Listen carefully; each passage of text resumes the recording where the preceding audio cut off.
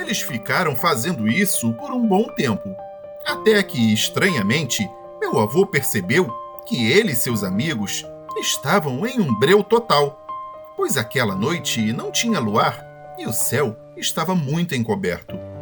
Para a situação ficar ainda mais bizarra, eles sempre conseguiam enxergar o bicho, pois ele, em todo o tempo, se destacava naquela escuridão, como se brilhasse ou tivesse luz própria.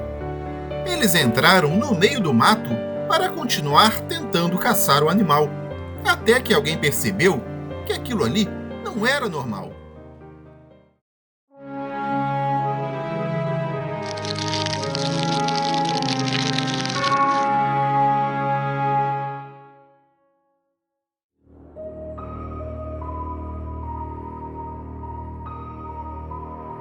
Saudações! Eu me chamo Joana e esse caso que eu vou contar aconteceu com o meu avô, já há muito tempo, e ele sempre jurou para todo mundo que ele conhecia que foi um caso verídico, por mais estranho que possa parecer.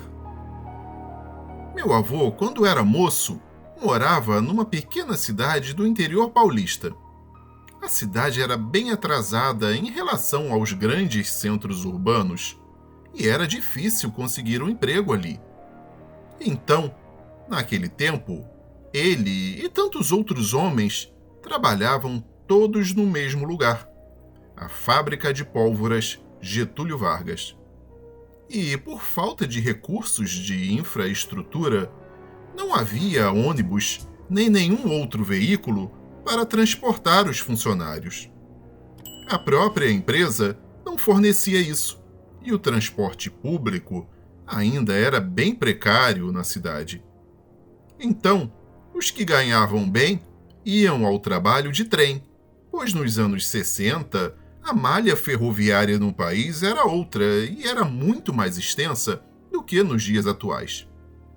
Aqueles que não tinham recursos financeiros, como era o caso da esmagadora maioria dos funcionários da fábrica, iam pedalando de bicicleta por 30 quilômetros, que era a distância que separava a área urbana da cidade da tal fábrica. Como a segurança naqueles tempos era bem melhor do que hoje, meu avô, ao encerrar seu turno, por volta das 5 horas da tarde, se juntava a 3 ou 4 amigos, sendo que cada um pegava sua bicicleta e todos voltavam para casa. Em uma determinada noite, quando estavam todos retornando para os seus lares, em torno de umas 7 horas, e quase chegando na avenida que dava acesso à entrada da cidade, eles viram um animal, que o meu avô acreditou ser um enorme tatu, parado bem na beira da estrada, imóvel, olhando para eles.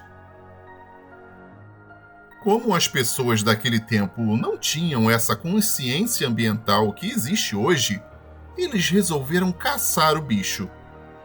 Isso é uma coisa da qual o meu avô se arrependeu amargamente no final de sua vida, já que depois ele passou a achar que caçar é uma coisa de gente ruim e atrasada. Bom, mas voltando àquela cena, apesar de estranhar que o bicho não fugia, eles encostaram as bicicletas na guia da calçada e correram para tentar caçar o tal tatu. Foi a partir daí que a coisa começou a ficar bastante estranha e esquisita, pois eles jogaram pedaços de galhos de árvores, pedras e outras coisas no bicho, e apesar de ser atingido, o animal não soltava um único gemido. Além disso, ele não corria. Ele apenas desaparecia do local e reaparecia em outro local no mesmo ponto da estrada. Eles ficaram fazendo isso por um bom tempo, até que, estranhamente, meu avô percebeu que ele e seus amigos estavam em um breu total, pois aquela noite não tinha luar e o céu estava muito encoberto. Para a situação ficar ainda mais bizarra, eles sempre conseguiam enxergar o bicho, pois ele, em todo o tempo, se destacava naquela escuridão, como se brilhasse ou tivesse luz própria. Eles entraram no meio do mato para continuar tentando caçar o animal, até que alguém percebeu que aquilo ali não era normal. Chegou um momento em que eles se encontravam em um local escuro, onde não havia simplesmente nada. Não tinha mais mato, pedras, estrada, nuvens, estrelas, nada. Meu avô contava que aquilo era algo desesperador. Apenas, de vez em quando, surgia o tal do tatu, imóvel, e desaparecia para logo em seguida reaparecer em outro local. E foi assim durante a noite toda. Eles tentaram encontrar a estrada, as bicicletas, ouvir outra pessoa passando na estrada ou os faróis de algum veículo, mas não havia nada. Era um silêncio completo. E o tal do tatu dos infernos aparecendo e sumindo ao redor deles. Eles se cansaram de tentar achar uma trilha ou ir para algum outro lugar, qualquer um que fosse, pois parecia que andavam em círculos. Eles ficaram presos no escuro e no silêncio. Era como se agora a caça fossem eles. E ficaram nessa situação até que começou a amanhecer.